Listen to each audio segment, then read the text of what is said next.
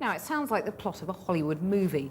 A musician who disappears just as he hits the big time overseas, only to be rediscovered in old age, completely oblivious to his celebrity status. Yet this is the real-life story of Rodrigez, who's now planning a world tour for a new generation of fans. Katie Razzle went to meet him. Sugar man met a false friend on a lonely, dusty road. For a moment in the early 70s, Rodriguez was the next big thing.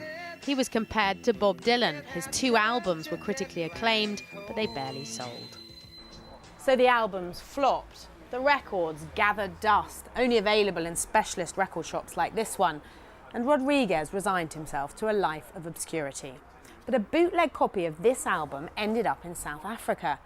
And the extraordinary story of what happened next has been turned into a film. And in South Africa, it was a very popular album.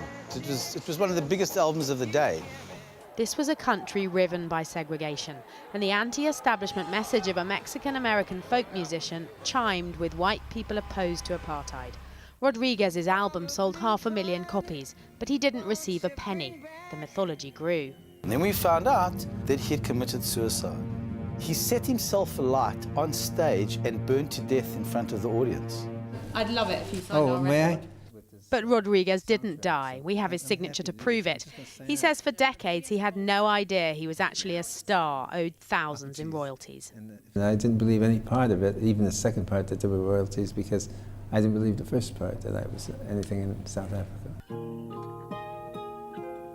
The film charts 2 fans' search for Rodriguez, the sugar man from his album, the man they believe dead. It's released in July with a soundtrack alongside. In those countries where he's famous, like in South Africa, he's considered as good as Dylan. I mean, as popular and as good. And I think it makes sense if you listen to the songs. It is that real quality. And of course, I think it could be spread everywhere. It's really good music. You're gonna end up alone.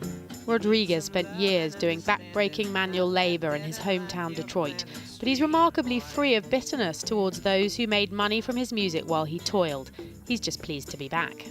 I did the 40s, the 50s, the 60s, the 70s, the 80s, the 90s, the zeros. I'm working on the 10s. Looked up at the sky and began to cry. She shot it. Rodriguez never stopped making music through all the hard times.